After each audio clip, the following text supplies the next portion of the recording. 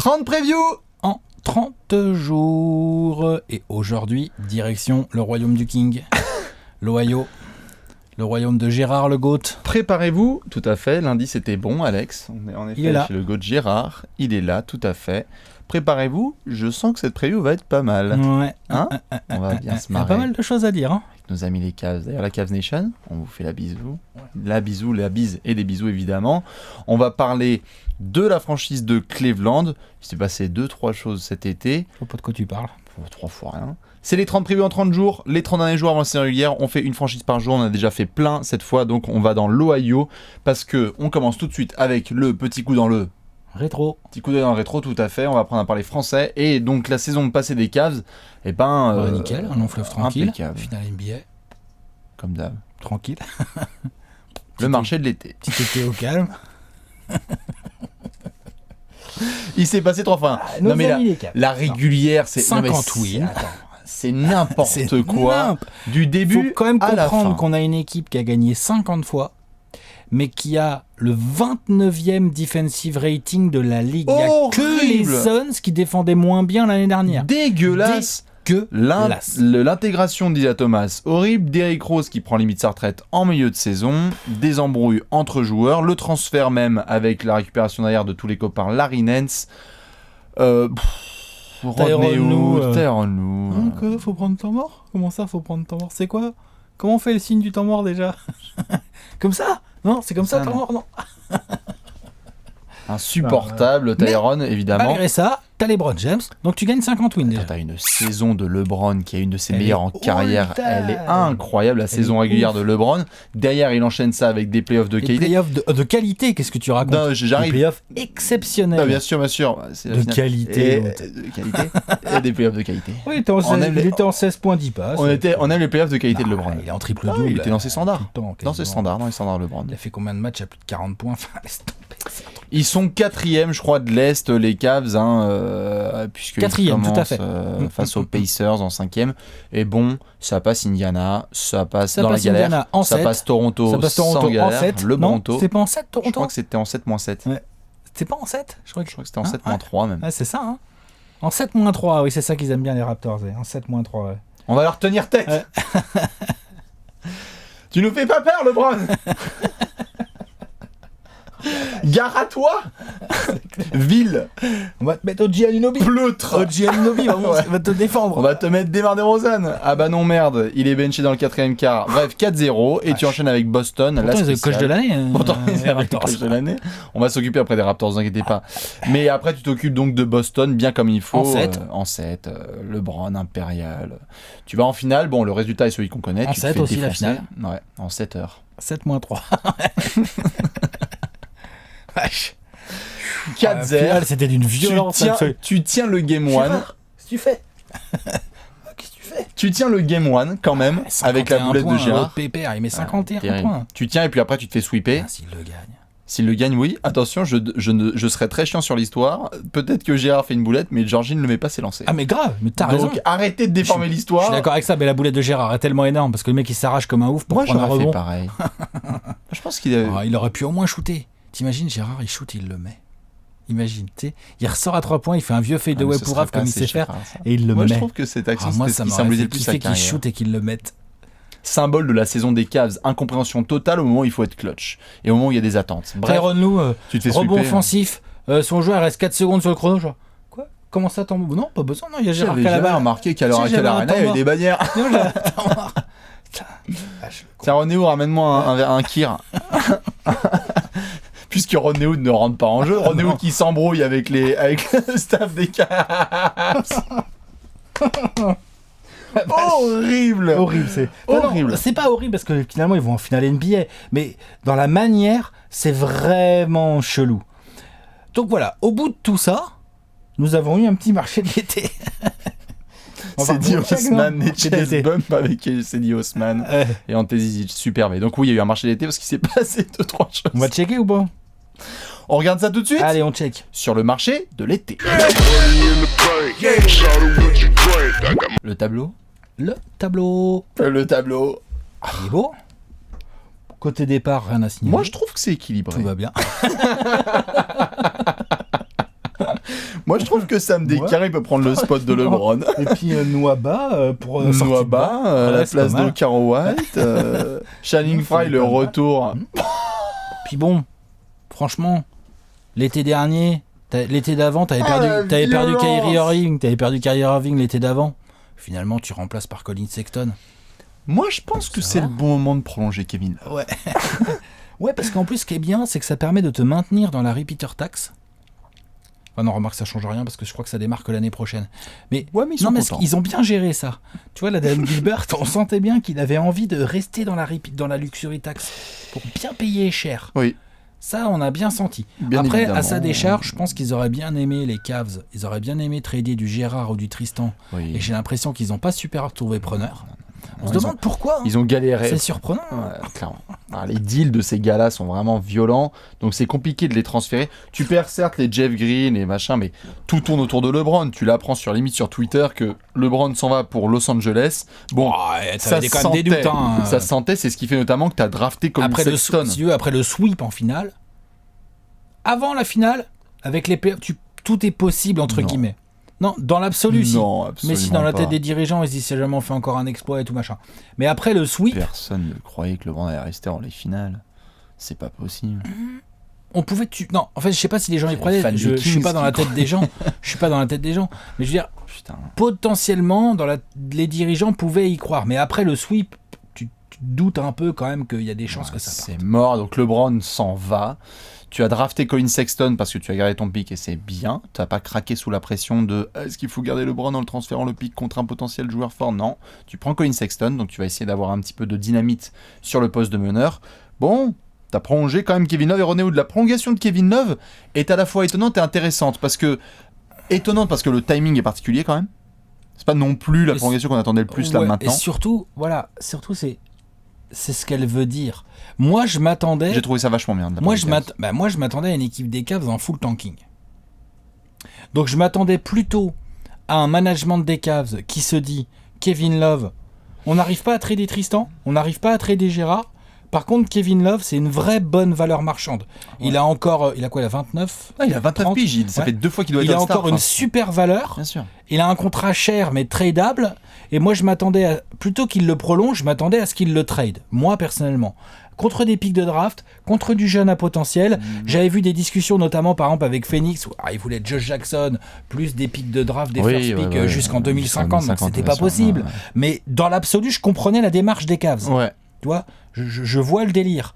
Là, la prolongation, non pas. Moi, j'aime bien Kevin Love, c'est un super joueur. Moi, je trouve que c'est un super joueur. Je dis pas qu'il va pas vraiment valoir ce contrat. C'est pas vraiment le sujet. On verra. Les années à venir vont nous le dire. Il se blesse quand même. Oui, mais il les vaut. On verra. Il les vaut. Mais par même contre, quand il est là, il les vaut. Dans le projet global des Cavs, cette prolongation m'a surpris. Oui, c'est ça qui était un peu surprenant. Après, il faut pas rester non plus. Mais bon, faut pas rester non plus complètement naïf. Ça me paraît pas non plus débile. Hein, mais voilà, j'étais surpris. Et il faut pas non plus rester complètement naïf. Je veux dire, si on faisait la preview pareil l'année dernière de Blake Griffin qui se fait prolonger aux Clippers, il part 6 mois après. Tout peut arriver en NBA. Tout à fait. Donc, mais peut-être qu'ils vont le trader à la trade deadline. Et le deal ne sera pas en soi honteux puisque tu auras un joueur de 29 à 33 ans à peu près qui aura un deal OK. Peut-être que c'est ça leur calcul. Peut-être que c'est leur calcul. Dans 6 mois, on va le trader. Il aura une bien plus grosse valeur. Et il sera sur un automne à 26 points, 12 rebonds, et donc du coup ça sera pas mal. Peut-être. À voir. Après, entre ce que nous on pense Dan Gilbert, sur les poufs et ce que Dan Gilbert et Kobe Altman c'est pas du si mauvais boulot depuis qu'il est là. Non, ça va. Mais donc voilà un petit peu pour ce qui s'est passé sur l'été. Évidemment, tu es en deuil, parce que ça y est, c'est le départ de LeBron. T'as même entouré en rouge déjà le premier match des Lakers de retour dans l'Ohio. Donc évidemment, tu perds même pas, c'est même pas tu perds le meilleur joueur de ton histoire, tu perds l'emblème de ta ville et de ta région dans l'histoire de l'humanité. C'est qui l'autre personne la plus connue de Cleveland Ohio ? C'est le musée du rock'n'roll ? Mais tu perds on va pas créer de débat, un top 3 joueur all-time. Ouais, et un top athlète all-time.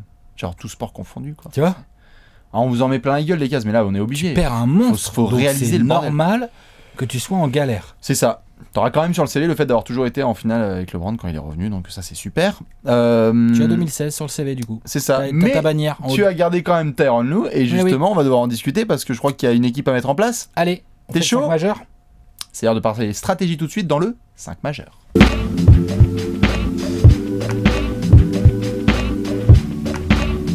Le 5 majeur des Cavs. Un meneur, un arrière, un ailier fort et un pivot, si possible sans LeBron. On va voir ce que ça donne. Qu'est-ce que vous faites si vous êtes Tyronn Lue ? Au-delà de vouloir changer de travail et de réaliser que vous n'êtes pas fait pour le basket. On est méchant avec lui, on va voir s'il fait sa saison. Attention avec Tyronn Lue, si ça se trouve, ça va devenir un incroyable coach sans LeBron. Je sais que t'aimes bien ce scénario. J'ai envie d'y croire. En meneur, on va faire poste par poste. Parce que déjà, tu as en lock sûr et certain Kevin Love. En poste 4 ou en poste 5 ? Poste 4. Avec Tristan à ses côtés ? Ouais. On est d'accord. Quand t'as pas LeBron... On garde la doublette. Quand t'as pas LeBron, Kevin Love, c'est un 4. Quand t'as LeBron, ouais. Kevin Love, ça peut être un 5. On est d'accord. Et quand t'as pas LeBron... Quand t'as pas LeBron, Kevin Love revient à son poste. Et puis Tristan, qui a fait quasiment sa pire saison en carrière là, va pouvoir se reprendre. Kevin Love en 5, là c'est quoi ? C'est Larry Nance ton 4 ? C'est Sam Dekker, c'est quoi ? C'est Larry Nance, hein, en 4. Mais bon, compliqué. On va voir ce que va faire Tyronn Lue, mais on est d'accord sur ça. On garde la doublette Tristan plus Kevin Love. Sur les ailes et le poste d'arrière et de meneur, là c'est un peu plus compliqué. Parce qu'en termes de pur ailier, en soi tu es sur un trio... attention les gars, il y a duel. Hein. Tu peux te dire que Kyle Korver est une sorte d'ailier shooter. Ouais. Il a joué souvent arrière, mais Rodney Hood. Rodney Hood et Cedi Osman. Lequel est titulaire là-dedans ? Chouette, bonne chance à Tyronn Lue. Point, la fin de phrase là. Hein ? Non mais on est d'accord, c'est lequel qui est titulaire là-dedans ? Bah les fans sont très excités par Cedi Osman, par son évolution. Il a été bon en Summer League et voilà. Est-ce que tu le fous en titulaire tout de suite ? Pourquoi pas ? Rodney Hood a été prolongé. Est-ce que tu Non, le fous il n'a pas été prolongé, il est en qualifying offer. Ouais, on l'a mis dans le tableau de prolongation, c'est parce qu'il a été conservé. C'est qualifying en fait. Mais oui, c'est un peu comme une prolongation, mais c'est un an. Quoi. Tu mets qui ? Je pense que Rodney Hood va être titulaire quand même. Non ? Cedi Osman ou Rodney Hood ? Qui va être titulaire à l'aile ? Rodney Hood, je pense. Rodney Hood, on est d'accord. Bon, je pense que c'est le plus fort en fait des 3 mois, pour l'instant. Et alors à la limite, il pourrait y avoir des combos parce que tu peux aussi mettre Rodney Hood en 2 qui a joué beaucoup de 2. Tu peux mettre Rodney Hood à côté de Cedi Osman. Hein. C'est moi, ça me dérange pas l'affaire. Parce que qu'on soit d'accord sur les anciens, Korver, je crois pas que c'est un titulaire. Et puis Cedi Osman, on a dit c'est un ailier, mais c'est un 2-3 quoi, c'est un swingman. Oui. Hein. Et franchement, autant être honnête, je crois que Gérard n'est pas titulaire cette année. Non, je pense pas non plus. J'aimerais, hein. Par contre, tu peux avoir du Jordan Clarkson en 2. En titu ? Pourquoi pas ? Bah dis donc, Oh la vache. va bien falloir mettre des gars sur le parquet. Bon attends, est-ce que Jordan Clarkson en titulaire, est-ce que c'est tellement moins bien qu'un Rodney Hood ou qu'un Cedi Osman ? C'est pas ça, c'est juste la phrase. Est-ce que Jordan Clarkson en titulaire ? Point barre. Ah bah c'est ça. Juste cette question, c'est bienvenue à Cleveland, Ohio. Hein. Non, combine. C'est un 6e homme, Jordan Clarkson, je pense quand même. Ça veut dire que tu mets Gérard en titulaire en 2 ? Non, Osman Hood. Osman Hood et George Hill. C'est culotté, je sais que ça n'arrivera jamais, mais je tenterai. Ou alors Hood, Gérard, George Hill. Je te dis que Jordan Clarkson, il va être titulaire, moi. Putain, Jordan Clarkson titulaire, waouh. Ça va même pas avec Kevin Love, quoi. C'est ça aussi mon problème. Très bien, Kevin Love, c'est un créateur, Jordan Clarkson. C'est pour lui-même. On garde George Hill en titu, on est un peu patient avec Colin Sexton. Mais par contre, il peut vite le manger et il peut vite faire sa place. Hein. Sexton peut s'il est comme on croit qu'il est. Ouais, surtout que George Hill, je crois pas, fait non plus des énormes plans sur ce qu'il veut faire avec Cleveland. Peut-être qu'ils joueront ensemble aussi un petit peu de temps en temps. Un peu, il y aura du short backcourt, ouais, tout à fait. Pourquoi pas. J'y crois à ça. Donc on garde ça et donc après sur le banc, tu as du Larry Nance, tu as du Sam Dekker, tu as du Channing Frye, tu as du Nwaba, tu as du Sexton. Bah t'as du Hood ou du Cedi Osman, il est encore du Gérard et du Korver. Ouais, du Korver. Bon, c'est pas la fête. Ah non, t'es une équipe, comme on va le faire sur le prono après, t'es une équipe de milieu de tableau. Sur le papier, oui. Qui peut aller après tanker, on va voir. Mais en tout cas, qui milieu de tableau. Ouais. Putain. Après, à vous de nous dire, est-ce que vous mettriez un 5 avec Love et Larry Nance ? Beaucoup de gens qui ont été impressionnés notamment par Larry Nance et de son impact sur sa demi-saison avec les Cavs. Je pense que ça reste encore un remplaçant. Quand même. Le problème, c'est genre Tristan, c'est vraiment un pivot, quoi. Et Tristan, là, c'est lequel le pivot là-dedans entre Kevin Love et Larry Nance ? C'est-à-dire, dans le basket moderne, même si on n'arrête pas de dire, il n'y a plus de poste. Love a joué beaucoup 5 là. Non, mais Love, c'est pas son bon poste. C'est-à-dire qu'en attaque, c'est super. Parce qu'il emmerde le pivot adverse, il l'oblige à s'écarter du cercle, mais en défense. Ok, Love est fort au rebond, mais. Puis Love Tristan, j'aime bien comme combo. Mais je déteste pas. Et Tristan, on peut dire ce qu'on veut, il protège quand même un peu mieux son cercle qu'un Kevin Love. Oh. Ah, et puis ça gobe du rebond, ça switch sur les écrans. Hein, bien sûr, Tristan, quand il se bouge le cul et qu'il fait pas des gosses avec des Kardashians, ça devient tout de suite bien mieux. Non. Donc on regarde ça. Après, c'est sur les problèmes des ailes. À vous de nous dire qui vous mettez. Hein. Tristan, si t'as envie de le trader, ça serait bien de le faire jouer aussi. Tu vois, enfin, il y a plein de. Bien sûr. C'est juste cette histoire de arrière ailier où j'ai peur de faire un deuil sur Gérard. Je sais pas si Gérard est titulaire en NBA en 2019. Pour moi, il est titulaire jusqu'en 2050, mais je sais pas si Tyronn Lue va pas faire une clean plate, quoi. Je sais que c'est un gros blasphème. Je préfère fais gaffe à ta gueule. Je préfère Jordan Clarkson que Gérard titulaire, là, clairement. Là. Il n'y arrive plus, là. Gérard, il commence à avoir du mal. Là. Ouais. Et Gérard, c'est bien, 6e. Tu préfères Jordan Clarkson en titulaire que là, Gérard ? Dans cette équipe des Cavs, là, oui. Oui. Et Gérard, il sera très bien en 6e homme. Il sera super. Vous prenez le clavier, vous occupez d'Alex. Allez-y, faites péter les majuscules. T'es pas sérieux. Allez-y, bloquez le caps lock là. Non, mais si, je suis sérieux. C'est un 6e homme, John Clarkson. Tu m'aurais dit, je préfère Korver que Gérard en titu. J'aurais fait, tu sais quoi. Korver, il peut pas être titu. Il peut plus être titu, Korver. C'est pour ça que Korver, il a plus mal au dos que moi. Mais putain, mais John Clarkson, il a été titu aux Lakers. Ça a été une des pires saisons de l'histoire de Los Angeles. Oui, bon. Ça va. Ouais, ça va pas être une des meilleures saisons de l'histoire de Cleveland, là. Hein. Attention. Attention. Je comprends pas, ils ont juste perdu le bras. Ouais. Bon. Voilà un peu pour le 5 majeur. Hein. Après, tout ça dans les mains de Tyronn Lue. Donc évidemment, hein, vous prenez des pions, vous les jetez en l'air et vous espérez qu'il y en ait 5 qui retombent sur le parquet. Moi, je suis très sceptique. Je veux bien. Je suis d'accord avec les messages d'encouragement qu'il y a eu, genre laissons-le avec les Browns ceci, c'était pas facile, cela. C'est ce que je disais, bien sûr, Tyronn Lue, franchement, attention. Allons-y, mais j'y crois pas une seconde. Ok. Voilà. Bon. Je crois pas que Tyronn Lue va nous épater. Je crois pas qu'il va être créatif. Tu vois, je crois pas que ce soit un bon coach. Faire une saison minimum. Ok, on va voir. Je ne crois pas. On va peut-être en parler dans la grosse question de la mort. Peut-être que dans 6 mois, je serai en train de dire putain, Tyronn Lue, qu'est-ce qu'il est malin. Les Cavs sont 4e à l'Est. Peut-être. Ont-ils gardé leur pic? Bon, allez, question of the day. T'es chaud pour la question de la mort? Vas-y. C'est l'heure de la question de la mort.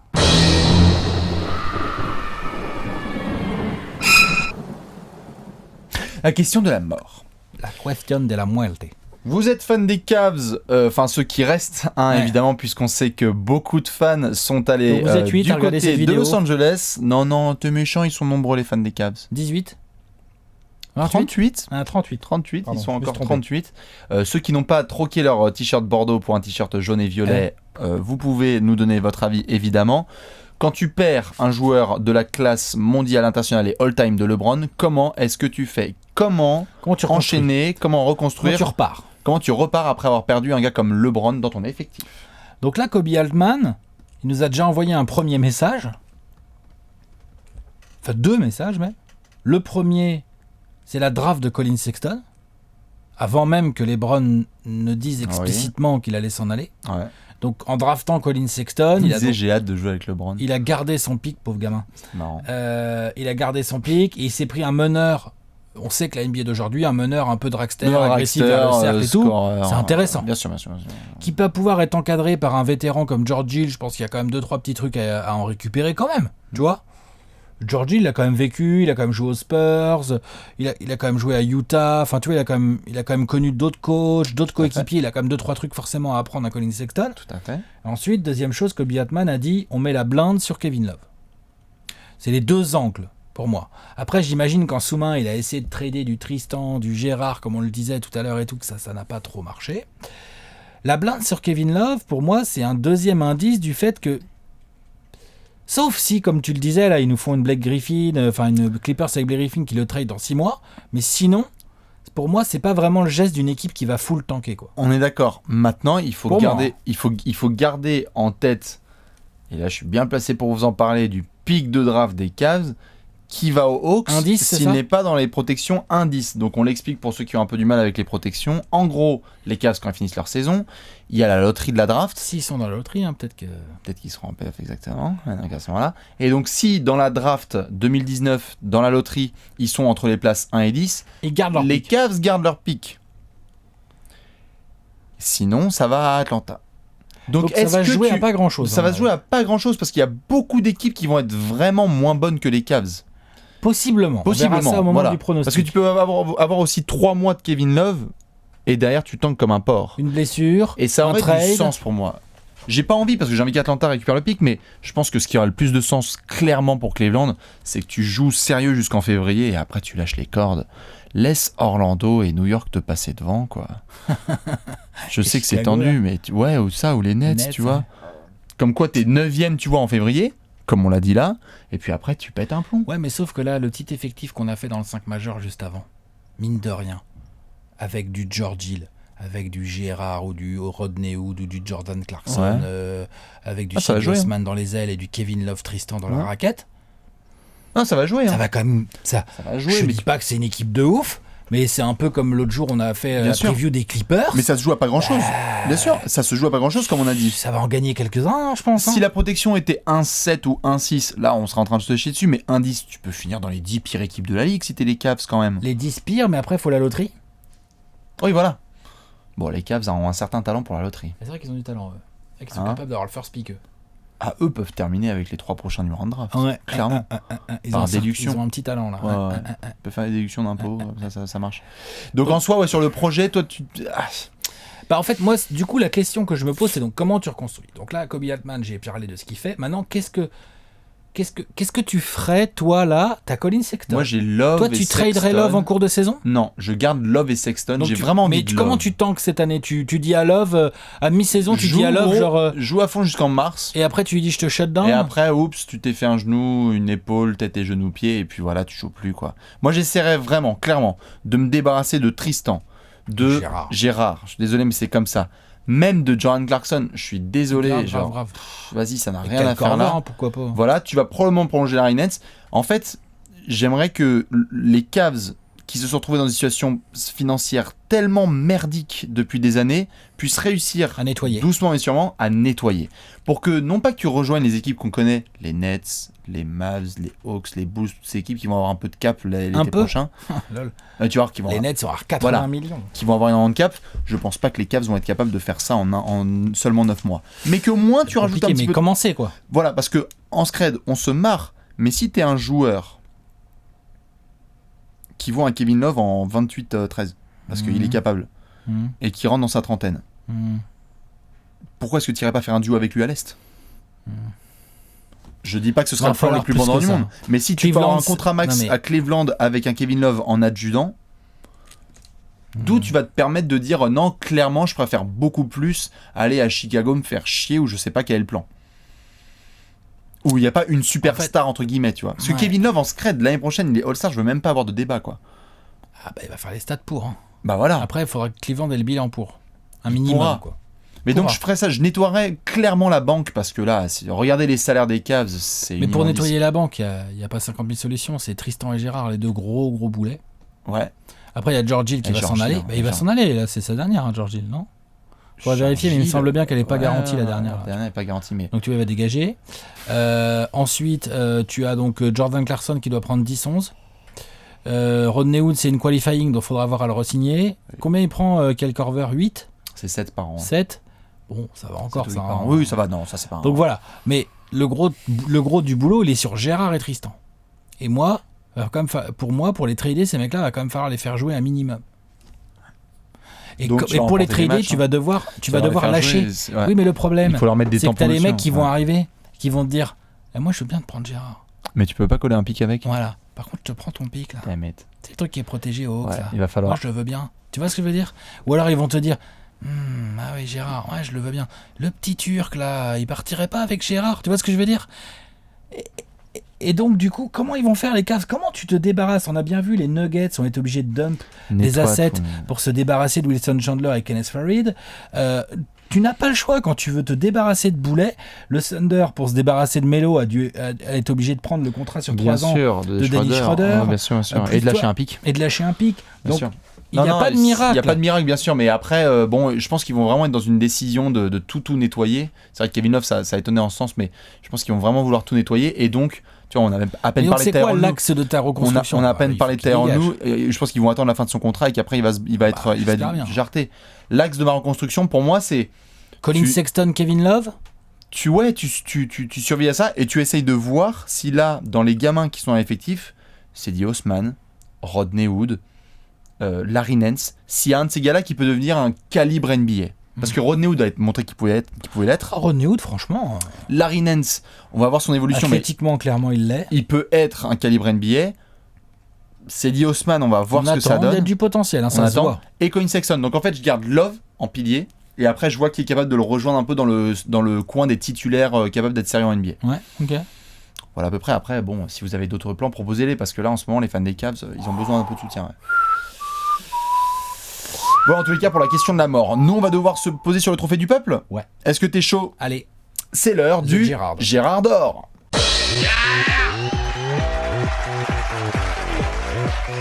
Le Gérard d'or. Le Gérard d'or. Je donne à Alex qui nous fait un Michel Bilout, très joli, très propre il sait. Et donc vous connaissez la base, nous sommes à la Cook Loans Arena, dans le cul, comme on dit. Hein, dans la cul, on dit. Ouais, tout à fait. Vu l'été qui vient de se passer, on peut mettre un masculin. Et donc il est 1h du matin, on va jouer Cleveland, Defend the Land. Quel joueur va te faire cliquer sur les caves? Open the land. Aïe. Quel joueur va te faire cliquer sur les caves, Alex? Rodney Capuche. Welcome to my hood. Ouais. Rodney Capuche, Rodney Hood, pour ceux qui n'auraient pas compris cette magnifique blague. On est quartier. Voilà, et vous avez le choix, parce que c'est un mot qui a 2 sens différents en anglais. On est quartier, Renaud Capuche, tout ça. Ouais. Exactement. Gaucher, moi j'aimais beaucoup ce qu'il faisait à Utah. Malheureusement pour lui, Quinn Snyder, à un moment donné, il a fait le petit Donovan Mitchell. Moi, j'ai pas besoin de Rodney Hood. Moi. Il l'a lâché. Je crois que tu vas te casser, mec. Ouais, voilà, c'est le jeu. Mais Rodney Hood, talent offensif certain, body NBA ready, n'a pas peur de prendre des shoots, doit progresser notamment en termes de création, mais en défense, il est pas si dégueu. Non, Rodney, bien sûr. Il se bat et tout, il est long, il peut jouer, il est rapide, il est mobile, il peut jouer au poste. Il a une belle panoplie bien complète, donc c'est un garçon qui, pour moi, dès cette année à Cleveland, doit être le 2e meilleur scoreur des Cavs. Magnifique, j'allais te poser la question. C'est le 2e meilleur scoreur des Cavs derrière Kevin Love, quoi. Qui sait qui va scorer plus que lui, de toute façon, sinon? Je suis d'accord. Ma seule interrogation, c'est juste le fait que il peut passer autant de tout noir à tout blanc. C'est-à-dire que le mec a clairement pas eu de temps de jeu, quoi. Oui, mais alors apparemment, il s'était frité. Soudainement, avec Tyronn Lue, tout va bien et je vais te mettre titulaire et 2e option offensive. Wow. J'aimerais croire en ton projet. Hein. Mais... Non, en tout cas, on dirait les gens quand je vais cliquer sur les Cavs, parce que je vais cliquer sur les Cavs pour voir ce que ça donne et tout, je vais être très intéressé de voir le rôle de Rodney Hood. Si Tyronn Lue ne le fait pas jouer, clairement, je vais être dégoûté. Et si Tyronn Lue le fait jouer, je vais être là en train de me dire ok, allons-y, voyons ce qu'il a comme ballon, voyons comment il peut scorer, voyons comment il peut peser, voyons si ce gars qui arrive donc dans la dernière année de son contrat de rookie, puisqu'il est en qualifying offer, voyons si ce garçon peut prétendre à, je sais pas moi, une TJ Warren, là, tu vois, 45 millions sur 4 ans, tout à fait. Garder sa place en NBA. Ça, là, tu vois, sa place en NBA, quoi. Voilà, pour ça, il va falloir qu'il joue. Effectivement, si monsieur le génie Tyronn Lue, qui n'arrivait pas à coacher, parce que pas de chance, il avait LeBron à gérer, c'est vrai que c'est relou, tu peux pas coacher. C'est relou. Bon, choisis, quoi. Moi, franchement, si je dois faire un choix entre Tyronn Lue et Rodney Hood, je te dis tout de suite, je prends la capuche. Rodney, très bien, magnifique. Et justement, je vais partir sur l'homme de lumière. J'étais obligé de prendre Gérard. Alors en soi, il y a évidemment d'autres joueurs qui m'intéressent. Cedi Osman peut être mon Gérard d'or très rapidement. C'est un joueur que j'aime bien, mais en fait, on venait de parler là de joueurs qui doivent garder leur place en NBA. En scred, Gérard, cette saison... Quel âge il a, lui, maintenant? On va arriver tranquillement sur les 35. C'est ça, hein. Un truc comme ça. Je te dis que c'est derrière Jordan Clarkson, c'est derrière Cedi Osman, c'est derrière tout le monde dans la rotation, ça. Je m'occupe de Gérard. Par contre, il gagne plus de thunes. Tu peux les inviter tous à bouffer. Du coup, Gérard, en fait, j'ai hâte de voir parce que je pense que on l'a vu une fois qu'il a gagné le titre, il s'en est battu les couilles, il s'est fait exposer là. Ça y est, publiquement, il y a des gens qui ont dit, le mec, depuis qu'il a gagné le titre, on lui a demandé limite de mettre un t-shirt, mais sinon il s'en serait battu les couilles. Il a jamais, je crois, défendu il a quasiment pas défendu son joueur, son poste depuis qu'il a eu le titre, parce que ça y est, c'était live goal. Est-ce qu'il a rentré un tir? Il a rentré quelques gros shoots quand même, mais c'était de moins en moins précis. Bref. Je pense que là, dans la même situation qu'un certain Iman Shumpert à Sacramento, qui doit aussi se trouver sa place en NBA et montrer qu'il peut pas juste... Il y a des gars comme ça, comme Gérard... Il est quand même beaucoup plus jeune que Gérard. Je dis juste qu'il y a des gars comme ça qui ont beaucoup... Oui, mais Gérard est plus un titulaire respecté en NBA que Iman Shumpert, si je peux me permettre. Je pense. Beaucoup de joueurs ont profité du rayonnement du titre de 2016, de la présence de LeBron qui calme beaucoup les rumeurs. C'était quelquefois qu'il est nourri, mais... Là, j'ai l'impression que pour une fois que tu te retrouves un peu à poil, Gérard, il faut montrer que tu as ta place en NBA, que tu peux continuer à knockdown, je sais pas, aller 38-40% des jeux à 3 points, rien que déjà 36-38%, ce serait déjà 35-36, ça serait très super. bien. Défendre un tout petit peu le plomb et puis surtout montrer, mine de rien, un aspect qu'il a pas trop montré là et il va falloir qu'il fasse attention parce que ça va être très important pour sa carrière. Si tu veux rester en NBA, deviens le vétéran titré qui forme des arrières. T'as Rodney Hood avec toi, t'as d'autres copains, t'as Colin Sexton. Vas-y, montre-leur un petit peu comment ça se passe, quoi. Je sais que c'est beaucoup demandé, mais Gérard, s'il te plaît, j'ai pas envie de me retrouver à Alex l'été prochain avec Gérard qui n'a aucun contrat. Quoi. Ouais. Eh ben, mon pote. Je sais, c'est compliqué. C'est pas rendu cette affaire. Je sais, mais il a le shoot. Voilà pour le Gérard d'Or. Donc évidemment, nous on doit enchaîner avec le pronostic. T'es chaud? Ouais, allez. C'est l'heure du pronostic.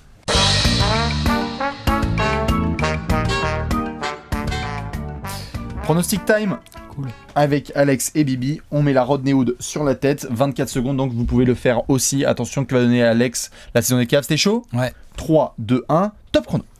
9e de l'Est, je leur donne 34 wins, je leur donne le spot un peu du con. Je pense qu'ils vont être trop courts clairement pour aller en playoff.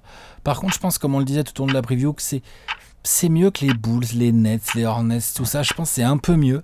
Donc, et puis Tyrone, nous, ça va pas être super bien coaché. Les joueurs vont être livrés à eux-mêmes, mais en même temps, il y a quand même des joueurs qui gagnent des matchs. Enfin, ça va pas être passionnant. 34 wins, 9e. 34 wins, 9e. Parfait, bah écoute, je vais le faire aussi. 3, 2, 1, top chrono. Allez, 35 victoires, on est chaud. Par contre, je les ai mis, je crois, quasiment au même spot que le tien. Non pas parce que je sens qu'ils vont être là, mais parce que j'ai besoin qu'ils soient là. Non, ça va pas en playoff les Cavs. Mais je veux cette place du con. Parce que moi, Atlanta, il me faut ce pic. Putain, faites la saison rêvée, s'il vous plaît, les Cavs. Faites une saison qui est suffisamment bonne pour être devant toutes les équipes que tu as citées et suffisamment mauvaise pour donner le pic aux Hawks et que vous arrêtiez de carotte la draft. Merci. C'est ça, tu les veux 9e pour avoir. Complètement. Pour le pic. Qu'ils soient 13e à la loterie. Ils sont 11. Et je le pique. Ah, le petit malin. Ouais. Voilà, du coup, pour la preview, évidemment, des Cavs. On monte le gros tableau. Allez. Le gros tableau. À l'Est. L'Est. Ça commence à être bien rempli. Voilà, bienvenue en playoff, on est en mai. C'est là, hier, on est en playoff à l'Est. Hein. Poif. Attends, on a mis que 3 équipes à l'Ouest et on est déjà en playoff à l'Est. C'est comme ça.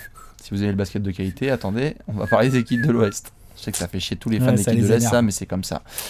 Est-ce que tu as un indice pour la vidéo suivante? Sinon, clap boom. On va chez les blonds. Allez, on va chez les blonds. Ciao.